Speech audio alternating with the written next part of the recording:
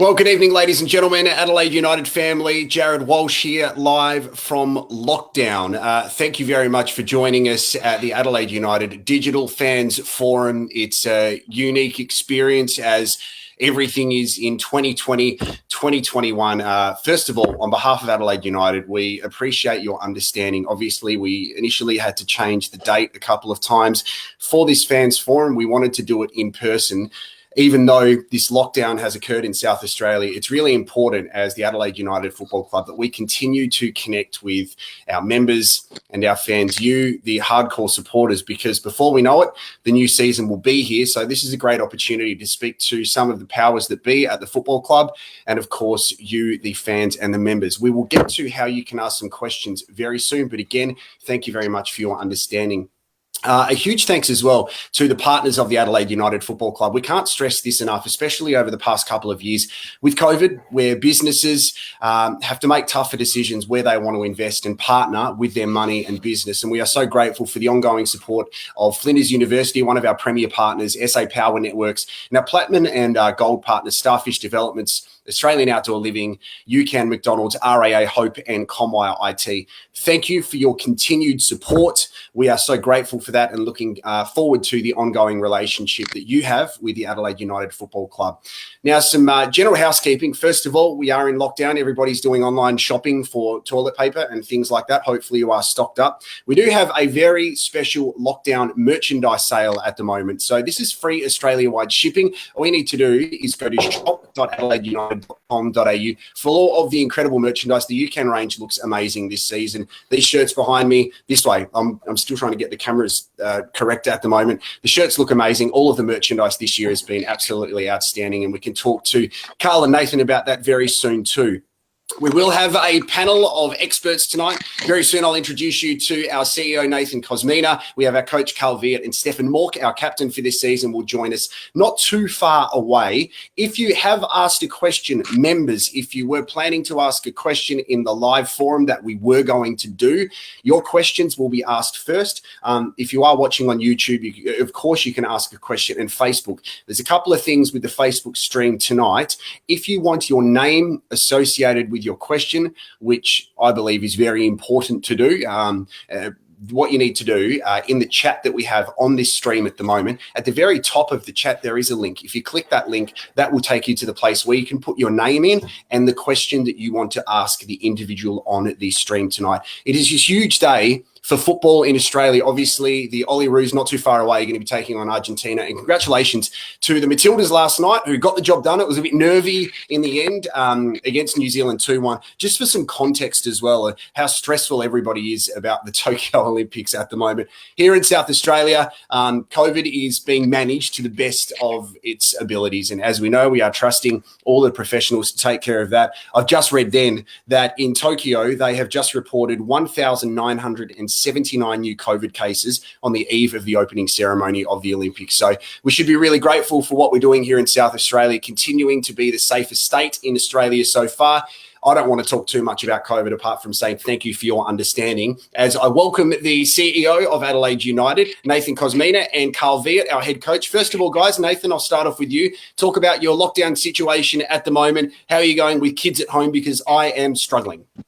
Yeah, it's difficult. Day 2, I suppose it's not too bad. I think if we start going beyond 7 days, it will become a little bit tiresome. But juggling working from home with 2 young children, utilising that 1 or 90 minutes of exercise a day as best I can. But otherwise, not too bad. Day 2, it's probably easier than it will be in time. Should extend beyond 7 days.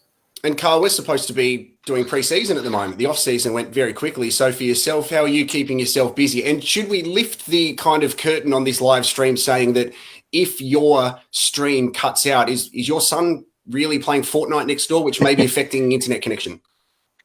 Yes, he certainly is. So you might hear him scream every now and then. He's had a tough day today. He was homeschooled today by myself. So he's had a tough day. Okay. So how are you keeping yourself busy? Watching lots of videos of players that we're looking at. As you said, today was supposed to be first day of pre-season training. So, it's disappointing, but, that's what we have to deal with. The YouTube stream we're having some troubles with at the moment. So if everybody wants to be watching this via Facebook, that would be absolutely outstanding. Just quickly, Carl, I wanted to ask, because obviously you've represented Australia in the Olympics. The Olyroos getting ready to go tonight against pretty tough opposition in Argentina. So it's a real measure and test. How did you approach it when you represented your country, and what would be going through the players' heads before kickoff, which is in just over 2 hours? Yeah, it's exciting. You know, the Olympics is a huge event, and it's an under-23 event. So that's when we went. It was an under-23 in Barcelona. It was an exciting time. I suppose it's a little bit different now with COVID. We had the run of the village at the time, and you know, just to see those other athletes that train for 4 years for one event, to see what they do and how they go about things, was quite eye-opening. So I wish the Olyroos good luck tonight. They're going to need a little bit of luck on their side to get a good result against Argentina. I tell you what, I never thought that there would be a surface that would look better than Cooper Stadium, but the surface that the Matildas played on last night was immaculate. It looked like video game kind of surface. So the boys look forward to playing that on and hopefully getting a victory tonight against Argentina. Okay, before we get into the questions, I wanted to ask you both, Nathan and Carl, a bit of a reflection on the season which has just gone. Of course, we have had our Alagich and Vidmar award ceremony, and that was a fantastic night at Plant 3 at Bowden. But to go to you, Carl, first of all, can you give us just a little bit of a reflection on the season which has just gone as we look forward to the pre-season? Yeah, look, it was a tough season. It was condensed, with the COVID interruptions at the beginning of pre-season of last year, and the limited games that we could get going into the season. It was, made it difficult. And I think that showed at the beginning of the season with the inconsistent form that we had. But then after that, we sort of found our feet and played some really good attacking football at times. And, you know, at the end of the day, I was happy with how the season panned out overall. It would have been great to have got to the final. But in the end, we just couldn't get over the line against Sydney. We'll get to some more specific questions a little bit later on, but from your perspective, Nathan, as the man who looks after the front office there at Adelaide United, what are your reflections of the season to date so far, looking forward to next year? Yeah, so in hindsight, it's despite the obvious challenges, it's actually been a really rewarding 12 months, and I think an opportune probably 18 months, despite the fact that March, April last year we were standing down players, the league was on hold. It was a challenging time for the club, but it gave us an opportunity to reset a lot of what we'd done in the past, and the sort of primary outcome of that was the renewed SA focus. And I think looking back now, you know, Carl took the boys to the hub. We were really successful in there, just missed out on the finals for what was last season. This year has been, whilst we would have liked to have been, gone 1 week further in a men's capacity, I think throughout the season, if not for maybe some injuries in the back end, we were sort of a top 4 side all year. We took it to Sydney in that last game. We blooded a lot of young South Australian players, but coupled that with quality experienced players that we brought in. Off the field, it was one of our, aside from the impact of COVID, obviously, but it was one of our more successful years. We launched a new kit partner in UCAN, which has seen record sales. I think our engagement with members has been much better. Obviously, crowds were well down. Limited capacities at Coopers, coupled with uncertainty around the league, I think it impacted that. But off field, it was really successful. And then obviously W League, it's our most successful year we've ever had, highlighted by the record-breaking crowd on the 21st of March. And that program, I think, will only go from strength to strength on the back of the World Cup announcement, which we are, reaping the rewards of in terms of some upgrades to Cooper Stadium. So in hindsight, we look back at it now, whilst day to day, we were literally living day to day. It was a challenge and there was much unknown. When we look back on it now, I think we're in a much stronger position to move forward for 21-22. Carl, the reflection of the season which has just gone, obviously we were pretty much one game away from a grand final, and as you know, anything can happen. But to get the team so far, we reflected on the injuries of the players and the turnover of players. The last time I spoke to you about it was just before that match against Sydney FC. So what did you take away from it? Because as a supporter, obviously it's disappointing, but throughout the season to see players drop off due to injury, some long-term injuries, and other players get an opportunity and make the most of that, that must please you moving into the next season. Yes, look, injuries are part of football, and it provides opportunities for other players. And, you know, we've got a lot of young players that got opportunities last season, and we look to provide opportunities for those players again this coming season. And that was the disappointing thing of last season, the injuries. We can't hide behind that. We got far too many injuries over the course of the season, and we've had a good look at that and reflected on that. And we've brought someone in to help us with that, sort of a new guy in head of performance that will hopefully limit our injuries this year, because we can't afford to go into another season and have that happen again next season. For the people who have just joined, we are having trouble with the YouTube stream at the moment, so Facebook is definitely the place to go. And in the chat, you would see there is a link that we have provided. We would love your name to be attached to the questions that you are asking. And then after we go through some of the member questions who have put them leading into what was going to be the live event, we will definitely be able to ask them. Not too far away, Stefan Mork will be joining us as well, fresh after getting married. So congratulations to Stefan. I reckon, guys, we go into some of these member questions because this is what it's all about, and we'll see where we go from there. So Nathan, I wanted to ask you first of all, on behalf of Bill Brooks, thank you very much for your question, Bill. How will the Cooper Stadium upgrades impact fans, and what will Vito Basile bring to Adelaide United? Two different questions. I'll start with the stadium. Obviously, the premise of tonight, or amongst other things initially, was to sort of unveil a bit more info around the stadium. Doing it digitally has made it a bit more challenging, but works are well underway in terms of the redevelopment of the stadium. We've been heavily involved, which is very unique in sort of the Australian sporting landscape. We've sort of had insight into many of the developments and redevelopments and what's happening. At the moment, they've sort of gutted the change rooms. Those that are familiar with the change rooms, they're a shell now. There'll be 4 change rooms in there for next year. They've commenced work on some corporate spaces up in the Western Stand. The big ticket item, which will take 18 months to complete, will be a roof on the Eastern Stand. The lights will be upgraded. I think we'll see. We're waiting on specs, but the lights, from what I've been told, will be at a higher capacity in Adelaide Oval. Audio will be upgraded. That's a bugbear of mine. The audio there is not fantastic. The audio will be state of the art. We'll get 2 big screens. Obviously, we've got one at the moment. We'll get that one replaced with a bigger one and another one down the south. LED signage will be upgraded. All the food and beverage outlets are currently being redeveloped as well. Entry gates are being upgraded. Issues from time to time with regards to patrons getting into the stadium. So there's a whole raft of things going on. They'll be scaled across 2 years. So this year, a lot of the back of house stuff's getting done in lieu of an A-League season start later in the year. Some of the bigger ticket items will happen next year. One that I didn't mention was the pitch as well will get completely redeveloped. So they'll tear up the pitch and start from scratch. Some would probably argue or ask why it's the best playing surface in the country.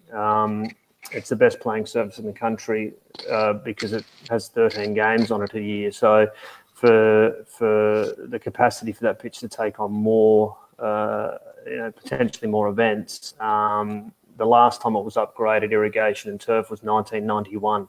So it's they say sort of 10 to 15 years for turf. We're at 30, so that will get an upgrade. Which, for those that remember some of the challenges we've had during the February, March, when it's really hot in terms of the pitch, that will be resolved. So it'll be at the same standard it always is, if not through that period better. So.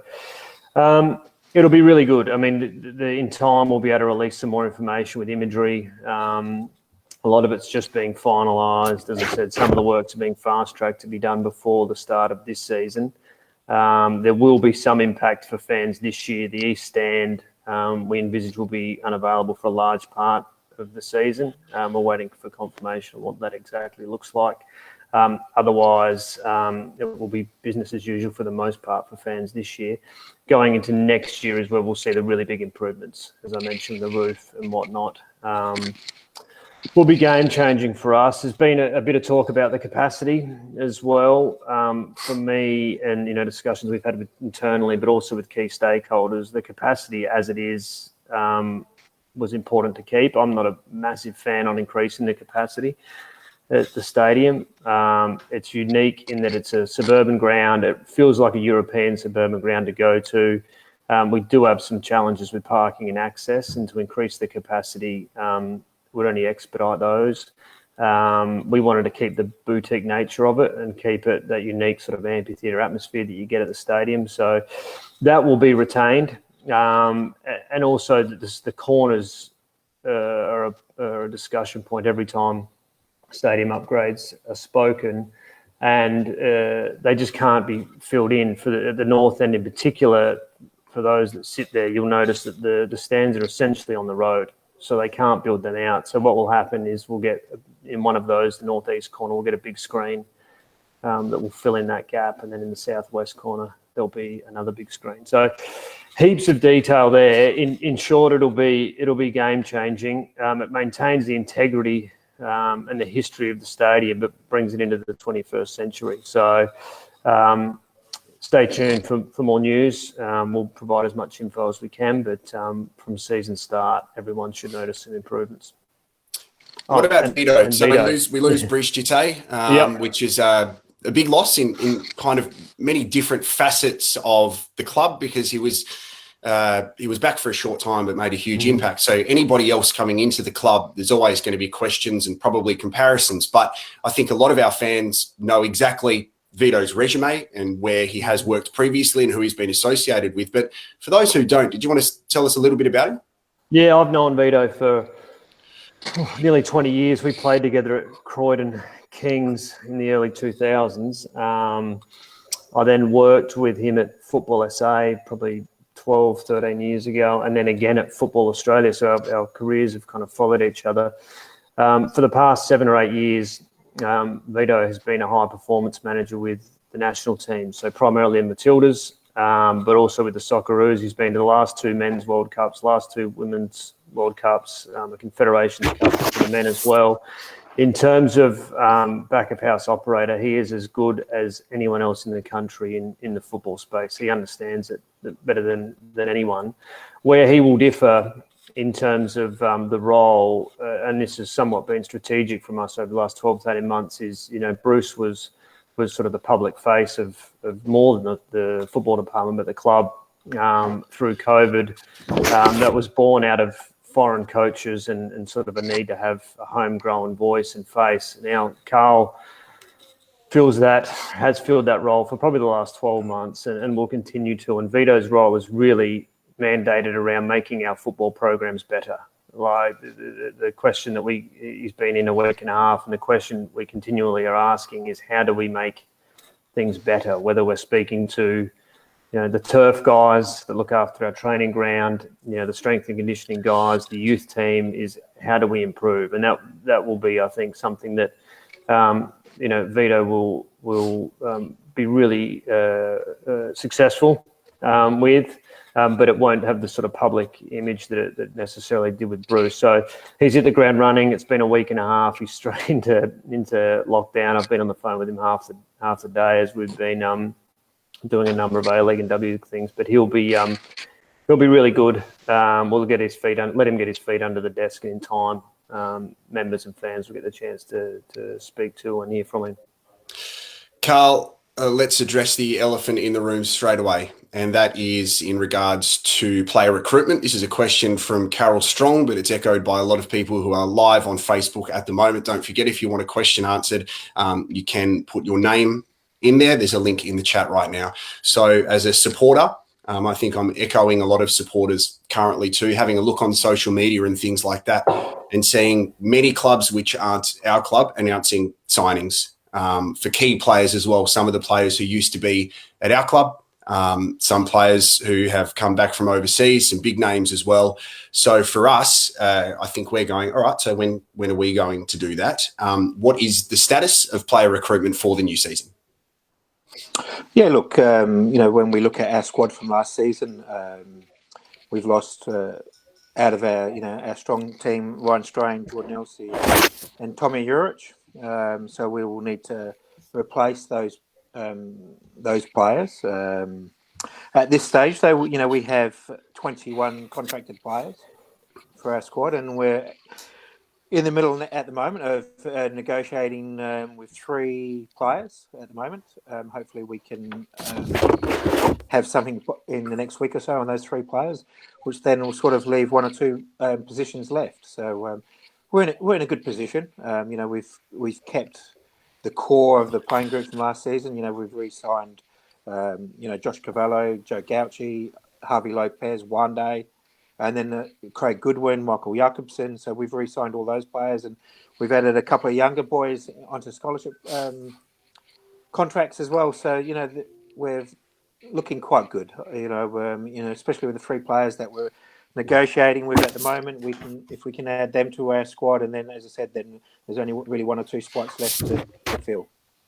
Okay, let me focus on a couple of players. First of all, a departing player, Jordan Elsey, which is difficult for a lot of Adelaide United fans because he's been Adelaide United since he was a kid. That image which is always circulated of him with one of the big kangaroos, Big Red or Ruby Roo, I'm not sure which one it was when he was a junior, and then going through, and now he not only leaves the club, but he ends up playing for Newcastle.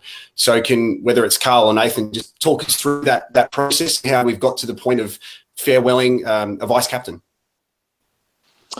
Yeah, look, it's a difficult one to accept. Even as a coach, it was difficult to accept Jordan because, as you said, he's been a big player for the club over a long period, come right through the youth setup, and then he's had a few injury concerns over his course of his career, and he's done exceptionally well. As you said, he was the vice captain of the team last year. That's how highly I regarded him. But Jordan always wanted, he wanted to move overseas, and that's what he was looking for. And we wanted to keep him, but in the end, he wanted to make a move and have a new challenge.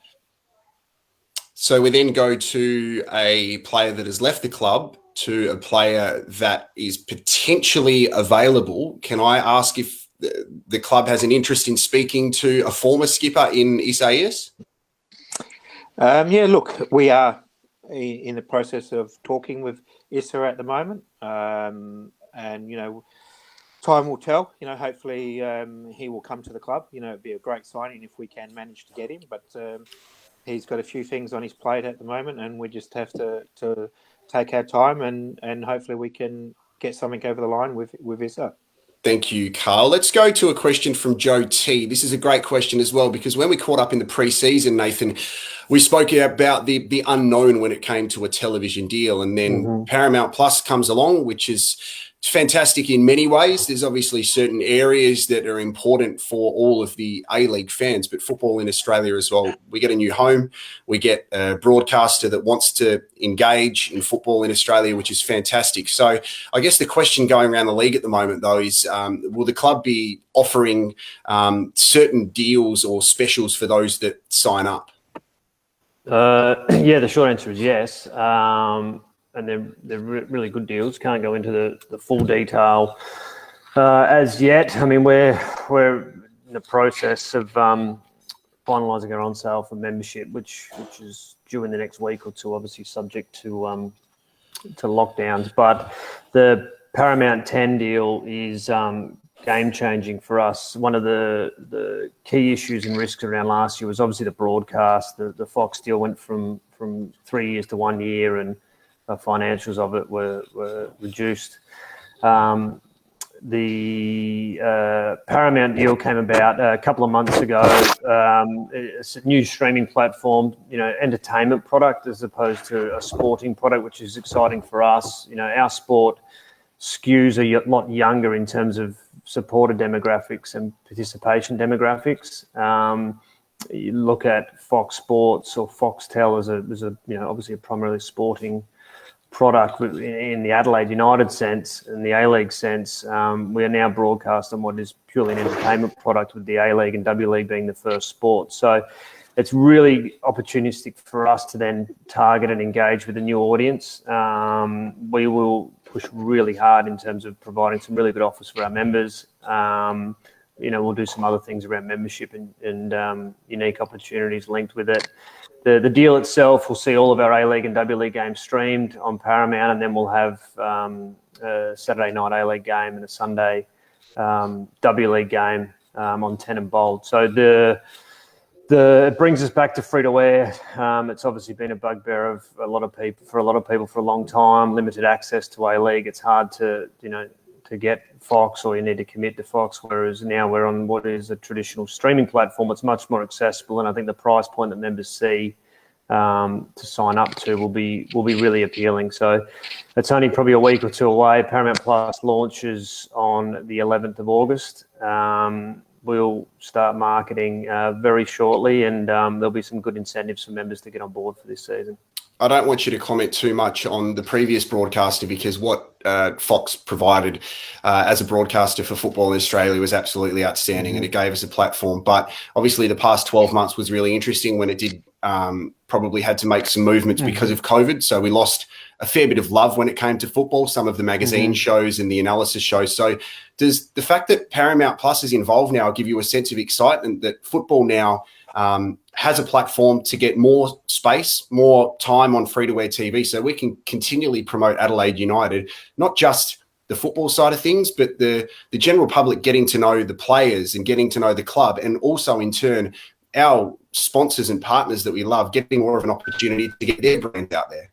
Yeah, well, the biggest challenge for us as a sport is awareness. I mean, there's such a flooded sporting market, particularly online. It's hard to get your message across.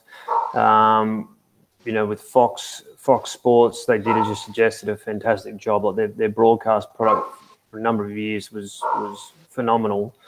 But the reach of their audience was sort of dwindling in recent years. So the opportunity to partner with a free-to-air network in Channel 10 with a base in Adelaide was really exciting for us. We've done some stuff with 10 in the past, but we've got news, we've got reporters, we've got cameras, we've got studios in Adelaide, which just provides us with an opportunity to get more market awareness in terms of what Adelaide United's doing, profiling our players when we're playing. That's something that's been lacking for a few years with us. Hence, you would have seen we've shifted a lot of our media to internal that would have previously been done externally, be it by the paper or a free-to-air. To have that partner now is exciting. We've met with 10 a couple of times. We're already talking about initiatives that we can do to promote the A-League and promote the W-League. So, yeah, it's all happened real quick. It's been a couple of months. We're actually due to catch up this week with 10. That's now on hold until we obviously get out of lockdown. But I think everyone will see a fresh and exciting A-League and W-League this year. And personally, from Adelaide United's perspective, I think it'll be really good for us in terms of getting some more market reach and getting some more fans along the games. Do one of you guys need to feed your dog? Because it was barking. Is that your dog, Nathan, or Carl, your dog that was barking? I don't have a dog. Okay. Yeah, that's mine. He's barking at the possum out back garden. Carl, this is from Dan Rutter. What were your key learnings from the 2020-21 season? I learned a lot from the season. And I suppose the key one was for us over the course of the season is that we just couldn't finish games. A lot of the games we had a lot of control in, and we just couldn't score the goals or seize key opportunities, moments in games. So that's something that, as a playing group and a coaching group, that's something that we need to focus on in pre-season this year, is to make sure we have more, when we're in control of the game, that we finish games off. And with the playing group, as you know, a lot of people are worried about our squad, but it happens every season, turnover of players in the A-League, and I'm very happy at this moment with the squad that we've got. We've got a lot of promising young players coming through, and the core of the group is very good. Nathan, Aaron Connor has a question which is quite consistent in some of the comments. In regarding to the club and the owners, is the intention to invest in the squad to challenge for silverware, or is the club's aspirations to make finals and develop youth only?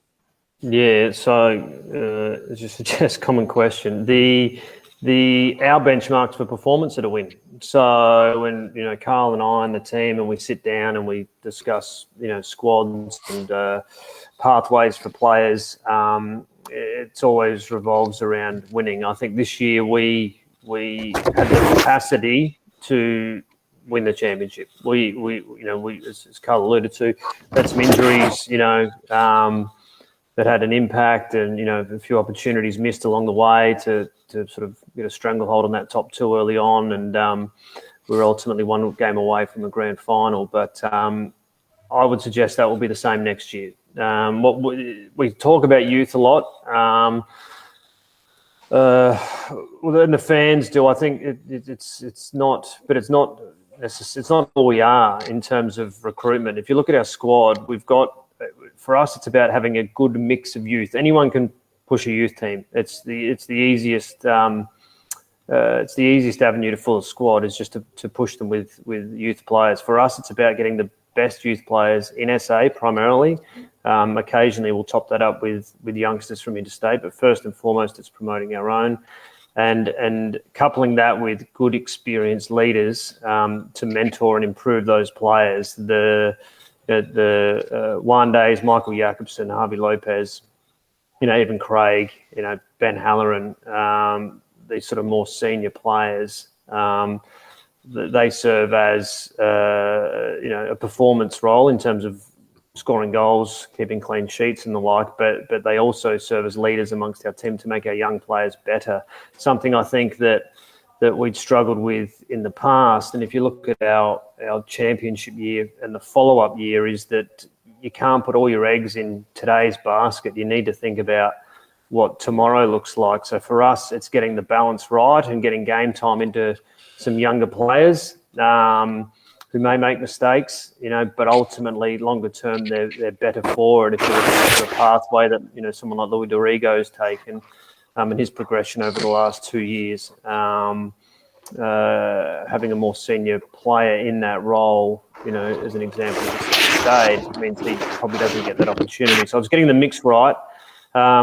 Budgets, we're always bound by budgets, but I think we've got the means here, being the overall program, because spend and signing players, whilst more romantic, and I get that everyone always wants to see new signings, we look at it in terms of not the individuals that we bring in, but what that looks like as a collective. And I think that last year we were really close, and the benchmark for. I think Nathan has just dropped off there, Carl. So we'll go to the next one for you, mate. This is from Domenic. What are the team's goals for the new season? Look, the team hasn't come together yet, so they will set their goals. But as a coaching group, it's always, like Nathan said earlier, our goal is to win the championship. I'm sure the playing group will have the same goal. We went close last season, and I think we can take that next step next season. We've got some good game time into some of the younger players, and we'll develop them again further this year. And as we've got a good core of senior players there, and so again, our goal will be to go one further than what we did this year. Stefan Mork is not too far away. If you have any questions for Stefan, please put them into the comments. If you are watching this on Facebook, we have a link at the top of this chat, which you can click on so you can put your name to your question. Nathan, last one for you from the member questions from Ian. Can you provide an update on the W League recruitment, when the squad will be finalised too? Yeah, so that's been happening behind the scenes. I think we've signed at least 5 or 6 now. We've just been finalising a few bits and pieces before we make those announcements public. So that's progressing really well. We're in talks with Adrian Stanter about a longer-term extension to his contract. Bringing someone of Vito's pedigree in has been really beneficial for our W League program. He mentioned was the high-performance manager, high-performance manager for the Matildas for 7 years. So his networks into female football second to none. So much like the A-League, we're looking to build on the success of last year, maintain the core of that squad, add some quality to it, and we think again we can challenge for at least the top half of the table. The finals is the benchmark for W League. We're only out by goal difference this year, and I think we can get there this year. So that program's coming together well. I'd stay tuned. Probably in the next week or two, we'll start to make some announcements. But the core of that squad, on and off the field, is really stable and looking good for the year ahead. Just finally for you, Carl, before we get ready to welcome Stefan in and ask some questions from Facebook, thank you very much for your patience, ladies and gentlemen. From Robby, now you briefly touched on this before, Carl, when it comes to the injury management. So what has the club taken away from that? Because last year we did have a lot of recurring injuries, players going down, which they were able to be replaced and still get results. But the football department as a whole, what have you taken away from that? Yeah, look, it wasn't ideal last year, and I think the pre-season, the lack of games for us going into the season sort of had an impact on that. And then with the double head, the short turnarounds that we had and travel, sometimes we had 3-day turnaround in games. So that put a lot more load on the players. And we pushed the players maybe at times a little bit too hard. But in saying that, it's not a good enough excuse. And as I said, we've had a good look at that. And we have brought someone with a lot of experience in that field to come in and oversee our program so we can sort of fix that for next season. Is there sometimes a silver lining on injuries, because injuries present opportunities? So without some injuries last season, which, as you said, it happens in football, players wouldn't have got their opportunities. And that's the same sometimes as player turnover as well. So we lose Tommy, but we can see what a fully fit Cassini Yengi can do last season. But without that injury to Tommy, potentially we wouldn't have been able to see that. So everything is an opportunity in football. Would you agree? Yeah, most definitely. And that's, something that I instill in the young players. Sometimes you need a little bit of luck, but you have to put yourself in the right place to get that luck. And you have to work hard, and when an opportunity comes, you have to be in a position to be able to take that opportunity. And as you said, one player going out, and it's important that we have another player that comes in and steps up. And last season, we were fortunate enough that did happen. All right, let's go to a couple of questions on Facebook. Thank you very much to the members for asking those questions as well, and hopefully they were answered. We will go to Joseph Russell, who has asked a question in regards to double headers. Any chance of some double headers in the new season, either with the youth side or the women's side? Yeah, so the one of the key developments at the stadium is obviously the change rooms. So we haven't been able to play double headers there for some time. We've done some informal ones with amateur sides or select sides, but we will definitely play W League double headers, and we're looking at the opportunity to play youth and or NPL double headers as well. So that's definitely on the cards. We expect that the change rooms to be up and running for the start of the season. So, it'll definitely be a back to the old days in terms of double headers at Cooper Stadium again. Pretty powerful moment when we had the W League game there at Cooper Stadium last season. And obviously with the Women's World Cup coming to Australia and us having a game in South Australia would be absolutely outstanding. So to see the connection, and I'm speaking from experience to see, and we spoke about this at the awards at Plant 3 a few weeks ago, the connection of the men's and the women's side is authentically as stronger than ever. And Adrian spoke about this, Ivan spoke about this, the winner of the Remo Paris Award. So it must make you proud as well, Nathan, just to see that connection, something as simple as merchandising and advertising, to have the connection between the men's and the women's football department is a really important thing, but it has to be genuine. Yeah, I think it's been a real focus for us. The W League program has come on in leaps and bounds over the last, it's been 5 years now since we took the operation back from Football SA. And this year, again, it was one of the benefits of COVID that we had the opportunity to sort of reset culturally. And as you alluded to, from a marketing perspective, the W League were really at the forefront of what we do. The missing pieces of the puzzle, home games at Cooper Stadium. We obviously had the 5,000 plus crowd there for the 21 March. We want to make that a regular event. The second initiative that we're working on is a training base for them. So we've been out at Playford with the men for 6 years. That facility was built prior to us running a W League program. So we're well advanced with council there on plans for a secondary training or change facility that would allow the W League players to be based at Playford as well full time. So real big focus for us. There's going to be heaps happening with W League now that we're leading into the 2023 World Cup. So I think that focus we've had in terms of joint marketing and collaboration across both programs, it also happens from a coaching perspective as well. You'll see a lot more of that. And I think the opportunity to get games back at Coopers will be a big one, and hopefully we can get some good crowds along. Can I ask a COVID question as well? And obviously we are concerned about everything that's going on in South Australia at the moment, but when it comes to Adelaide United, we were hit by COVID, obviously, at the end of the season prior to this one. So financially, it's a hit for the club. But right now, this is a time where we can start planning for hopefully a regular A-League season when we move into 21-22 with hopefully capacity crowds for whatever Cooper Stadium offers. So to be in the position that we are now and seeing what the government are suggesting moving forward, I'm sure it gives you hope to go, hopefully soon enough, we can go back to normality and have a packed stadium. Yeah, well, look, we're sort of planning on the basis that we will have normality for the start of the season. I mean, the new normal, I suppose.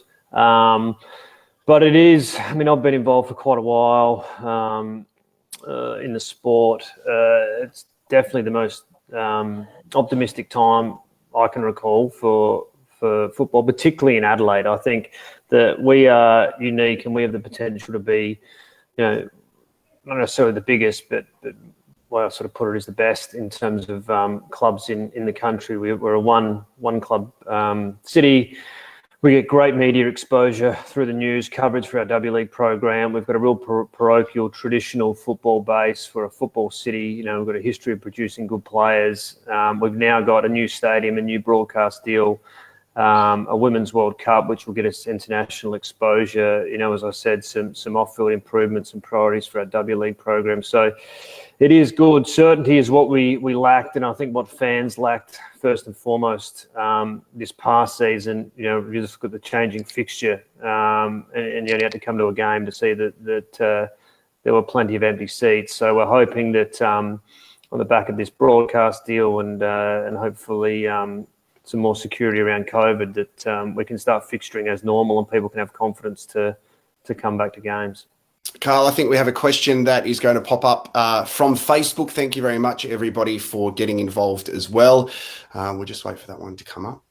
Hopefully my internet isn't lagging at the moment, because it's like I'm on a tin can and a string. While we are waiting for that one, Carl, moving forward, there are some more questions coming in about players. Obviously, at the start of the season, we spoke about the opportunity of selling players for the club, which is great, which is actually the business of football as well. So to lose Ryan Strain, it must be bittersweet, but to see his career progress and for him to go and experience other opportunities, I'm sure that makes you proud, as disappointed as you are to leave him, because he was pretty close to winning the Vidmar Award last season. Carl's just dropped out. Nathan, you can answer that one.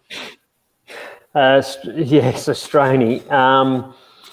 Look, we unashamedly proud of the opportunity for players to go overseas. So we've seen a lot go in recent years, but all positive moves. So Strainy is now on the fringe of playing Champions League. Only a few years ago was in our youth team, playing as a right winger. It was only through a fortunate opportunity that he became a right back in the A-League, and he hasn't looked back since. So, look, that's part and parcel of what we deal with. I mean, we just want players to move on for positive reasons. He's done that, and I think he'll do really well, and I wish him all the best overseas. When you have a look at the results of last season, there is a small Adelaide United link with Melbourne City, with Michael Petrillo, who was at the club before. But it's obviously a challenge when you have a look at some of the players that not only they had in their squad, but they've armed themselves even more as well and going into different things.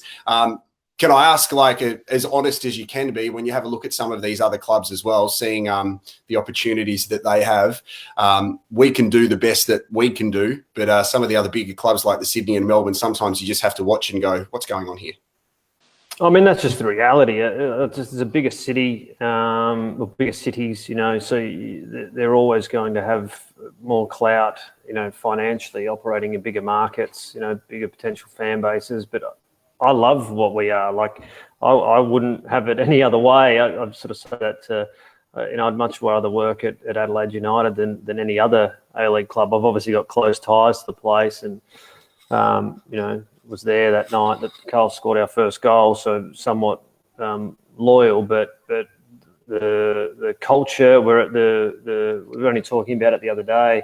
You know, I'd challenge anyone to walk into another Australian sporting venue and the letters of your football club are stamped on the seats. Like we have a real unique opportunity here.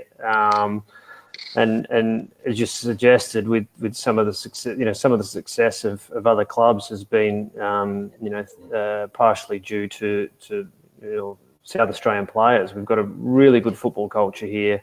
We've got a history of producing really good players, and I think that, you know, we can punch above our weight in terms of the size of South Australia, or even when it comes to financials. You know, we can punch above our weight and compete with anyone. And I think we've proven that for a long time. It's just, for us, the challenge is just getting to that next level and being top four, you know, but instead of being top four, being top 1 and 2. And that's the puzzle that we're solving at the moment.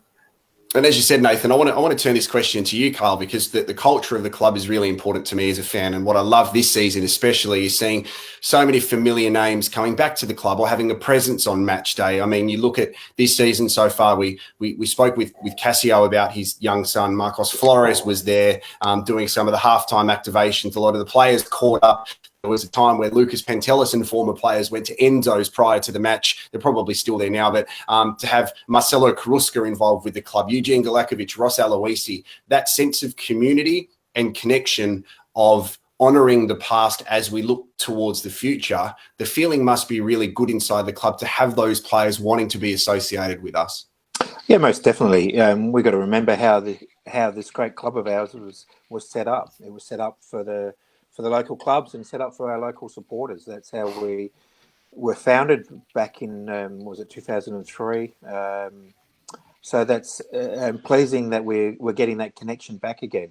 I think it's we're fortunate enough that we're in a town where there's only one club, and, you know, we've always had a history in South Australia of having a strong football community, and it's important that we engage with that community and show that we listen to our fans. Stephen Mork is not too far away. He's going to join us at 6:25, ladies and gentlemen. Roger King on Facebook. Carl has a question for you.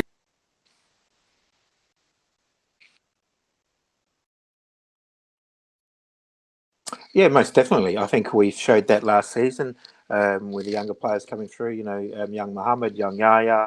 You know, we seem to forget that Louis Dorigo is still quite young as well. And Johnny Yeo had an opportunity last year, and there's some really good young players. We've signed, you know, young Alex Popovic to a scholarship contract. As you said, Cassio's son Bernardo is a quality player, and I expect him to be given some game time this year as well. So, and when you look at where our youth team is doing in the NPL, they're doing exceptionally well, and there's some good young players that are playing in that might get opportunities this season as well. That was one of the pleasing things about this season too, seeing those young players have those opportunities. But to talk about players such as Joe Coletti, obviously came to the club at the start of the season last year, looking to make his mark and not taking for granted the A-League opportunity that presented to him. Josh Cavallo, who was playing some of the best football of his career towards the back end of the season as well. Those young players must have really impressed you, especially when opportunities were limited. Yeah, most definitely. You know, as you said, we've given not just young players from South Australia, but we've given some opportunities to young players from other states as well. When, as you said, Josh Cavallo he come in and did an exceptional job last season for us.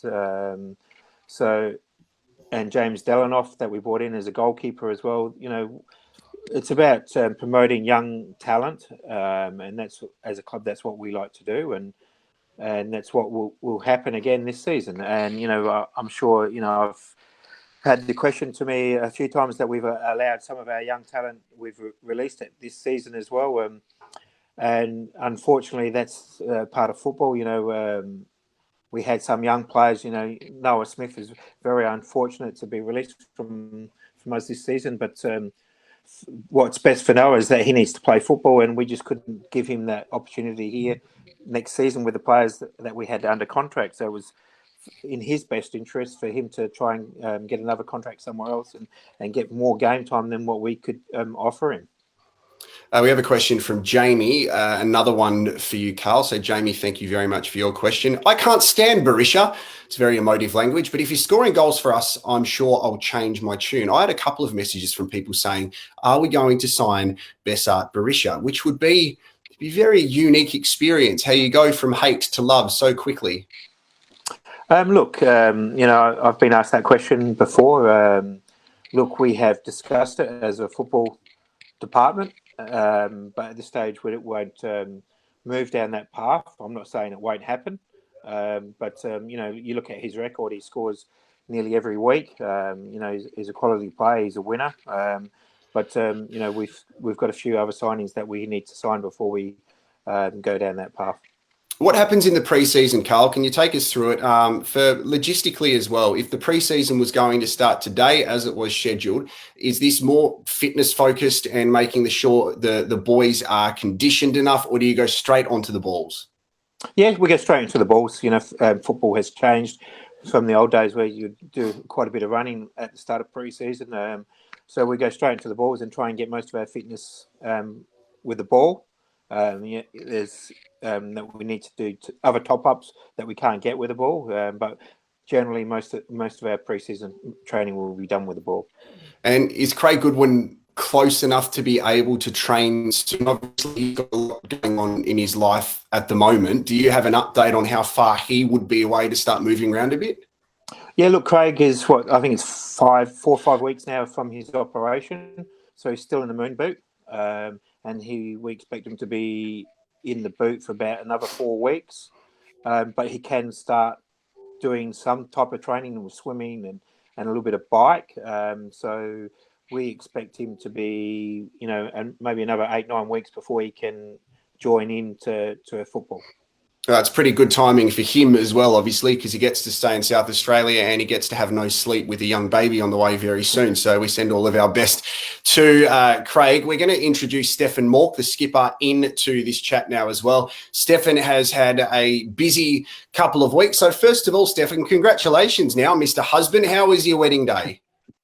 Yeah, it was really good. We luckily snuck it in there. We had to postpone it for 7 days, and we had the option to move it to this weekend, actually, or the 10th, and we decided to do it the 10th, and that was a very, very wise decision by us. Otherwise, we would be stressing out right now, I think.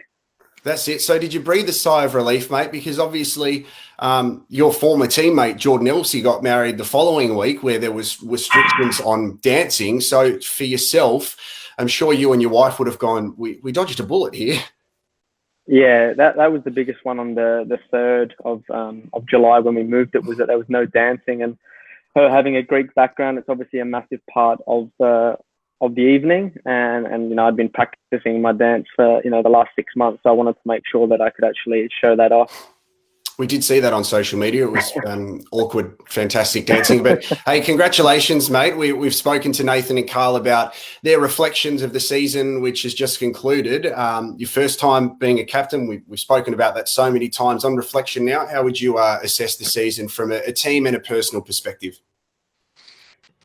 I think from a team perspective, you're always disappointed when you don't win the championship. I think that was our goal to win it from the start. I think we were good enough, and that's probably the most disappointing thing, that we played some really good football, and at our best, I think we could beat anyone on the day, but we couldn't consistently do that enough. But that's also really exciting for next season, because we've got a young squad. We should all become better and stronger together, and that leads us on to, I guess, making sure that we can do it for a sustained period of time. And personally, I think I started the season quite well and through the middle parts, and it was a bit disappointing with a niggling injury that kind of lasted. But I'm just excited to be able to hopefully get a full pre-season in this year and really just play some of my best football here at the club, and that's what I'm looking forward to.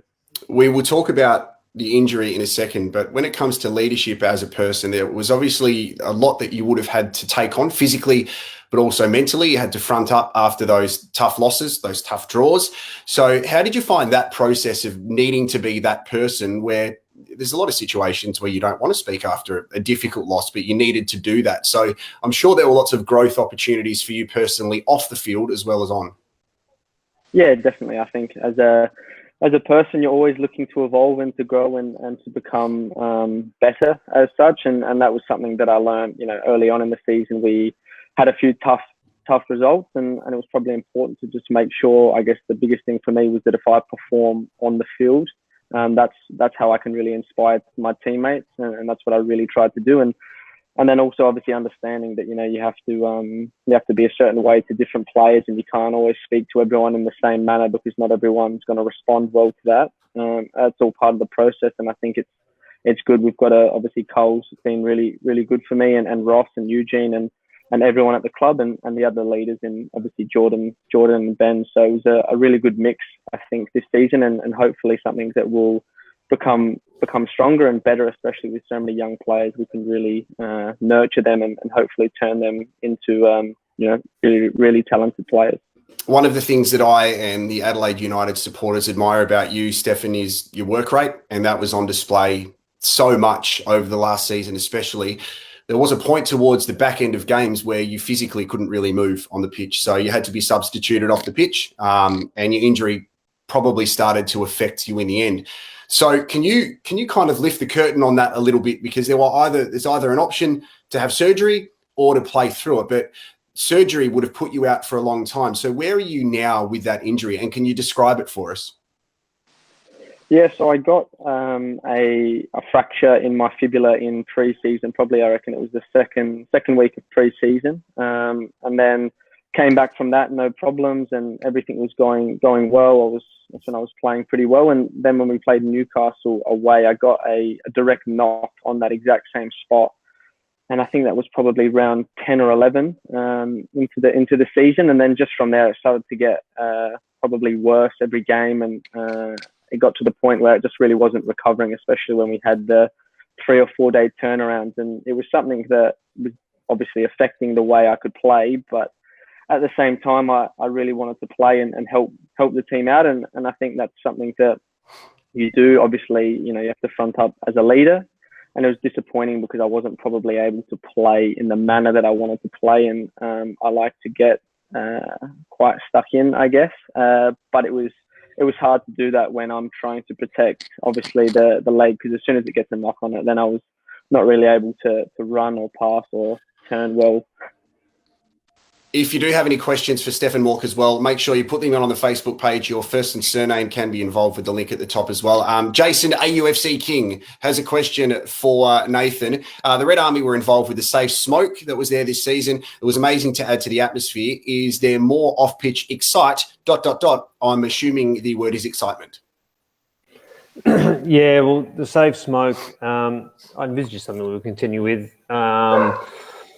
I think it went well. That we can probably do it bigger and better was the feedback we had when we sort of reviewed it. But it definitely adds atmosphere. I think the stadium upgrades are what are really going to change the atmosphere within, well, particularly that pre-game atmosphere within the stadium.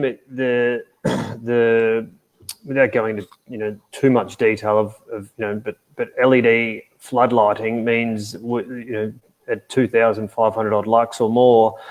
Means that we can change the lights for walkouts. It means with state-of-the-art audio, those that are at Adelaide Oval, you feel the bass, through your bones when you're pre-game.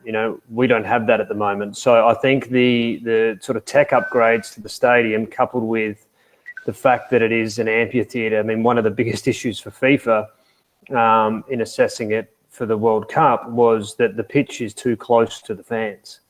per their regulations. Like, that's its greatest strength, and it's things like that which make it unique and make it home. So yes, it'll be a big focus for us. The upgrades are essentially all around fan experience. Obviously there's some football stuff with the change rooms, but everything else is being done in line with what FIFA sees best practice for match day experience. So that'll be a real focus for us. Hopefully, fewer COVID sort of restrictions. Family Park was shut down for a bit this year. We had to limit what we did in there.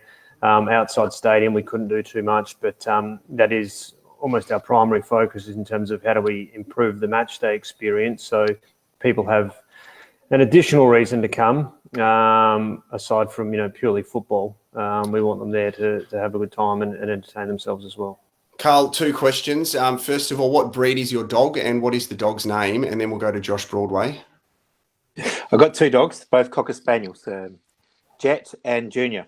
Okay, thank you. Now to Josh Broadway's question on Facebook. I'd love to see Issa come home, but how does he fit with Juande and Luis Dorigo? Look, that's a good question. It's something that we'll need to work out if it does happen. But I'm sure we will come to an arrangement where it all fits in. One day it has the option that he can also play in the back line as well. So look, that'd be a great problem to have. Steph, pre-season's supposed to start today. Have you had much to do with Nathan Konstantopoulos? Obviously recovering from a knee injury, and for those of you who follow him on social media, his attitude is absolutely outstanding. And to see him starting to make early progress as well, how's he going? Yeah, good. I ran into him a couple of times at Peak Conditioning. We've been able to use that facility in the off season, so I ran into him there, and he was in good spirits. And the other day, was it Monday? I believe it was. We were doing a session at the club, and he said he was actually meant to be running with the ball on Tuesday. It was his first session. Obviously, he wasn't able to do that with the physio, so I'm not sure if he went down to a park and did it by himself. But it's good to see him coming along, and he seems in good spirits, and like you said, he's got a great mentality, and he'll just come back stronger from this. Thank you for asking that question, Maurice Police as well. That's one of my favourite names already. Antonis has a question for you, Stefan. So thank you for getting involved on Facebook. What role do you see yourself playing in United's midfield? That's probably a better question for Carole. But yeah, I think probably. This season we obviously played with 1-6, 2-8, 2-10, sometimes the 1-10, and I was obviously happy to play there, and I think I did all right. But if you could get a creative midfielder, which I think the club has said that they're obviously looking for, I think that would add something extra to us. And if I can play that number 8 role, probably a little bit more preferred, and getting into the box, later runs, and scoring goals is something that I like to do, and wherever Carole tells me to play, I'll play there. Josh Nugget has a question, which we will direct you again, Stefan. Is there any challenges you found being Adelaide United's captain? Yeah, I think there was probably early on. I think the little bit of added pressure that I maybe put on myself, that was probably the biggest one. But once you start to realise it's obviously a team thing, you get past that. And then the second thing, I guess, is just trying to have the same relationship with the players as what you did before. I think it does change a tiny bit. Some of the younger ones probably, especially, are maybe a little bit more hesitant to chat to you about everything. So I try to be as open as possible so they can be comfortable to talk to me really about whatever they want, and know that I've got their best interest. I'm pretty sure I said Josh Nugget. It's Josh Nugent, so I would like to apologise because the question came up very quickly. But a big shout out to McDonald's, great supporters of Adelaide United. So I was just trying to tie in the sponsorship messages there. I'm feeling hungry. I feel like some nuggets, so sorry to Josh. Daniel James has a question for you, Nathan. Let's go to the question from Daniel. And that is, when are we going to announce Messi? Ian Smith's brokering that deal, so direct your questions and salary suggestions to Ian's Twitter account. That's probably best. Thank you very much, Carl. I wanted to ask you about Stefan's leadership, because I spoke to you at the start of the season about Stefan being the captain. I know he's a humble man, so I don't want to really put you on the spot, but reflective of some of his learnings as well. How did you see Stefan as the skipper? Yeah, look, it was a challenge for Stefan, being a young player that's still learning his game. You know, we seem to forget that Stefan is 26, Stefan, I think. Am I right? 25. Or 25. 25 yeah. still. Almost 26. Yeah, 26. Yeah. So he's a very young captain, but, you know, the way that he plays the game, the way that he goes about his preparation is second to none. And, you know, I just believed, as you said, we have a lot of younger players there that could look up to Stefan and see the path that he's taken and try and copy what he's done in his career so far. We are going to take only a couple more questions before we wrap up Adelaide United fans. Alan Ward has a question for you. Nathan Cosmina, what's the vision for the club? Where do you want the club to be in 5 years, and what is your strategy to get there? I think you are muted at the moment.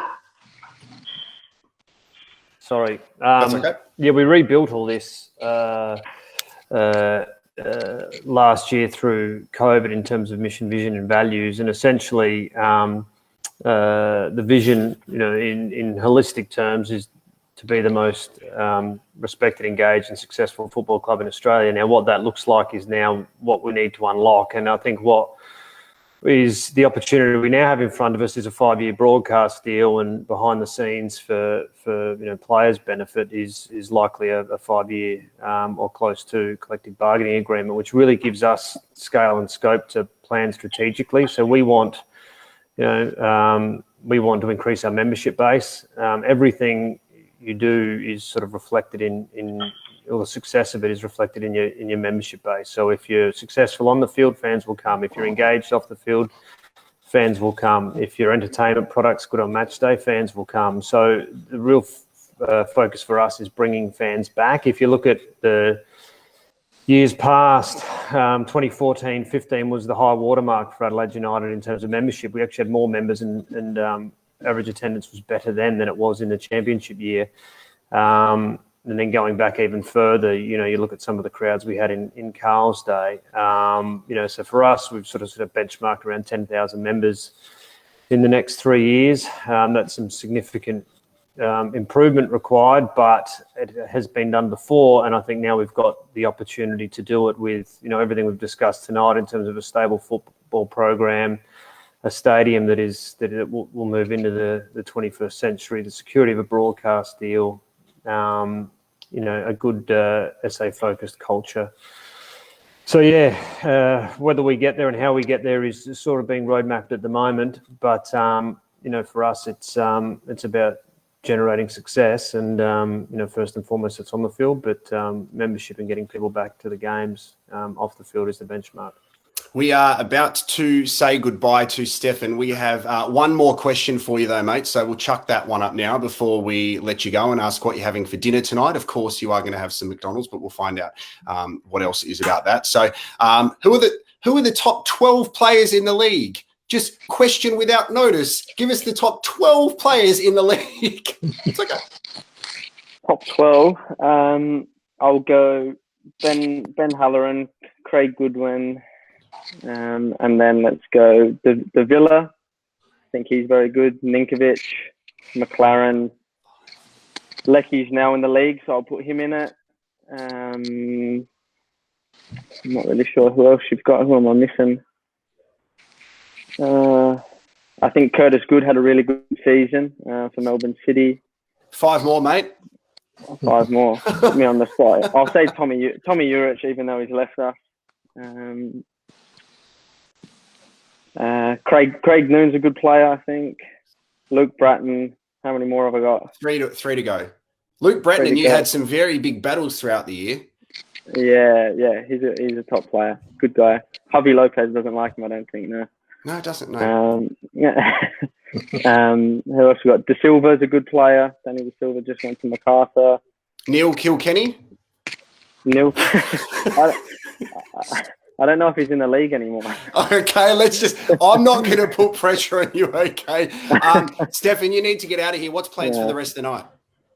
I'm just about to have dinner. I've been slaving over the stove, cooking some pasta and some bruschetta. So my wife is not happy. I said I was going to be done at 6:25 and it got pushed back and now 6:41. So I mean, you're doing everything for the fans and the members, all right? So this is what you have to do as skipper of the club. Thank you very much, Stefan, mate. All the best in the preseason. When you can get out and do your 90 minutes of exercise in your 2.5 kilometre radius. So thank you very much for that. No worries. Thanks, guys. See you later. You are an absolute legend. Nathan, we have one more question for you, mate, from Glenn. How impacted has the club been financially due to COVID? Yeah, so... I mean, it has been significantly, and primarily in fans and members. I mean, it's the lowest average attendance we've had in our history. Obviously, when you've got limited capacities, it's easily justified. I think we were second or third in the league in terms of average attendance, which was positive. But our membership and ticketing revenues are obviously way down in the area for biggest improvement. We've actually had one of our most successful years in terms of commercial and merchandise revenues, but we live and die by membership and ticketing. So, look, we've done relatively well. We're generally one of the better performing clubs financially. We obviously had some player sales which supported us through COVID as well. The challenge now, as I alluded to earlier, is really to get the fans back, and hopefully COVID permits that we can get some big crowds back at Cooper Stadium. You know, I'm sure everyone else does, but I miss the atmosphere and electricity in the place when we play Melbourne Victory. That's really key for us, is getting people back along. And as I've sort of alluded to a few times, hopefully we're giving them a reason to. I know everyone is a lot of questions around player signings and the like, but that will come in time. We've got 3 months until the season starts. We're not panic buying at this time of year. We'll be strategic in our recruitment and make sure we get players that complement the squad rather than just serve an individual purpose. So, yeah, all in all, there's a lot of financial optimism around the league now with the broadcast deal and security that brings. So, look, it still remains a challenge, but I think the future is light at the end of the tunnel. The future is positive. Just wanted to go on from that question from Glenn as well, because obviously Glenn, for longer than I can remember, has been the voice of Adelaide United in the stands. The members who are here tonight, the fans who are watching as well. Football fans are different in the best way possible. The energy is just incredible, and you can feel that. There is nothing like an Adelaide United game when we are on and the fans are on. So how important is that to continually think about ways that we can engage our fans and our members to bring them back? A TV deal is fantastic, but there is nothing like an in-game experience live at Cooper Stadium, Nathan. No, there isn't. I mean, you just ask the football pundits, that come to the stadium, the Fox guys, or even from league level. It is it's their number one venue, and people, sometimes get frustrated with some of its shortcomings. But for me, as I've said before, that's some of the best things about it is that it's surrounded by churches. It's in an awkward footprint. The stands hang over streets. It's really unique, and it's ours. Like it's the only purpose-built football stadium in the country. I haven't heard that said for a long time, but that used to get touted quite often back in the early days. It still is that, and it's standalone in terms of we're the only major tenant, so which is again unique. So.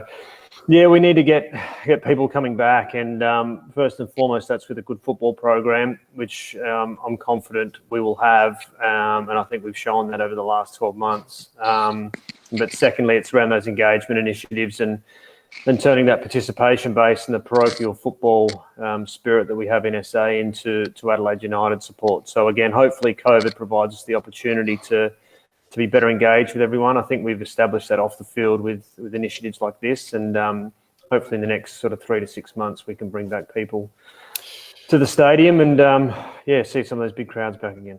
We do have one more question for Carl. Just before we go to that, Nathan, what are you having for dinner tonight? I don't know. I haven't got that far yet. Yep. Okay, no problem. You can have some McDonald's if you like. Yeah. All right, Carl, Suze Fisher has one more question. Joe Gauci and James Delianov were both great. We will keep both, or will we keep both of them? And if so, who's the preferred number one keeper? That is a very good and controversial question, Suze. I like it. Yes, we definitely will keep both. Joe re-signed with the club before the season finished. So they both got 2 more seasons left, I think, because I think James might have extended his contract as well. Yeah, look, it's going to be a very good battle between the two of them. And, you know, it would be important for both of them to have a strong pre-season, and whoever has the best pre-season will be the number one. It's too close to call at the moment. And, you know, the work that Eugene has done with both of them has been extraordinary. And he'll have a tough decision to make because he'll be the one that'll be making it. What's for dinner tonight, Carl? Do you know? I do, yes. I'm having soup for dinner tonight. Very nice. I've enjoyed my little break a little bit too much, and I need to lose a little bit of weight before we start training again. Okay, you'll have to go and feed the dogs as well because they have sounded quite hungry throughout this stream and kick the sun off Fortnite. First of all, Nathan and Carl, thank you very much for giving your time and being so transparent and honest with the Adelaide United fans. I've had a look through the chat. I can see Ian Smith is speaking to the fans as well, trying to explain why we haven't signed Messi. So we'll leave that responsibility up to Ian. As you can see, sadly, he hasn't responded to me. But Ian, thank you very much for everything that you do. But as we said at the start, this is something we would have loved to do in person, to have that connection with the fans, but we didn't want to put it off anymore. We wanted to actually do this. Nathan, I think your kids are home, so we'll let you go in a second as well. The merchandise offer is still on, so it is still on with free shipping. You can go online to get the merchandise. Nathan, good luck. Thank you very much. We hope to do this again before the season starts in a face-to-face environment. If we can, I'm sure we'll try and think of something leading into the season. And Carl, good luck with the pre-season when you can do it. Thank you again for being so open with the fans, guys. Thanks, Jared. Thanks, Jared, and thanks everyone for tuning in. Take care. This is going on Facebook, as you know, guys. So if you have any other questions, send them into the club. Keep supporting Adelaide United. Thank you very much to the partners, and we really appreciate you tuning in. Keep on supporting the Reds this season. We'll be here once again before we know it. FFA Cup action and the Olyroos, they kick off in just over an hour's time. So support football in South Australia and nationally as well. Thanks for watching.